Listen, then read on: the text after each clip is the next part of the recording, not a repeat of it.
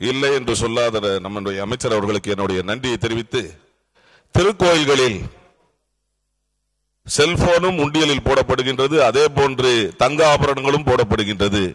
செல்போனை பொறுத்தவரை ஏலத்தில் கொடுக்க முடியும், ஆனால் தங்க ஆபரணங்கள், பயன்படுத்த முடியாத தங்க ஆபரணங்கள் அம்மனுக்கோ அல்லது அந்த கோவிலில் செலுத்த முடியாத, பயன்படுத்த முடியாத அந்த தங்க ஆபரணங்களை உருக்கி அதனை தங்க கட்டிகளாக மாற்றி டெபாசிட் செய்வதற்காக இந்த அரசிடம் ஏதாவது திட்டங்கள் உண்டா என்பதையும், அதற்காக பின்பற்றப்படக்கூடிய வழிமுறைகள் என்ன என்பதையும் தங்கள் வாயிலாக அறிய விரும்புகிறேன்.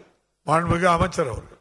மாண்புமிகு பேரவைத் தலைவர் அவர்களே, அந்த செல்போனை கூட மாண்புமிகு முதலமைச்சருடைய வழிகாட்டுதல் படி நேற்றைக்கு அந்த தினேஷ் என்பவர்களிடம் ஏலம் கோரப்பட்டு அதிக ஏலம் 10,000 ரூபாய் கேட்டதன் அடிப்படையில் அவரிடம் அந்த செல்போன் நேற்று ஒப்படைக்கப்பட்டு, தீர்வு காணாத பிரச்சனைகளுக்கும் தீர்வு காணுகின்ற ஒரே அரசு திராவிட மாடல் அரசு என்பதற்கு அதுவும் ஒரு எடுத்துக்காட்டு என்பதை தெரிவித்துக் கொள்கிறேன். இந்த பலமாற்று பொன்னிடங்களை உருக்குவது சம்பந்தமான ஒரு அரசாணையை கடந்த 10 ஆண்டுகளில் அது கிடப்பிலே இருந்தது. மாண்புமிகு தமிழக முதல்வர் பொறுப்பேற்ற பிறகு பயன்பாட்டில்லாத பக்தர்களிடம் வருகின்ற அந்த பலமாற்று தங்க இனங்களை மீண்டும் பயன்பாட்டிற்கு கொண்டு வர வேண்டும் என்று திட்டமிட்டு அதற்கென்று 3 நீதிபதிகள் அடங்கிய ஒரு குழுவை நியமித்தார்.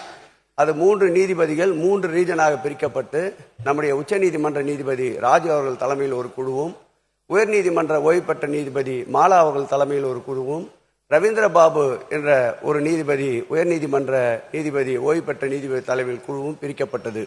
இந்த திட்டம் அறிவிக்கப்பட்டவுடன் நம்முடைய தோழர்கள், குறிப்பாக பாரதிய ஜனதா இயக்கத்தை சார்ந்த குற்றச்சாட்டாக அல்ல, அனைத்து திருக்கோயில் வாசல்களிலும் அம்மன் சிலையை அமைத்து அதில் பொருட்களை, நகைகளை பறிப்பது போன்ற கார்ட்டூன்களையும் வைத்தார்கள்.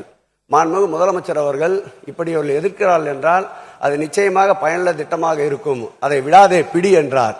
அதை பிடித்ததின் காரணமாக இன்றைக்கு 1100 கிலோ அளவிற்கு வங்கியிலே வைப்பிட்டு நிதியாக வைக்கப்பட்டு ஆண்டிற்கு 111 கோடி ரூபாய் திருக்கோயிலுக்கு வருமானமாக வரப்பெற்றிருக்கின்றது. மேலும் இந்த திட்டம் தொடரும்.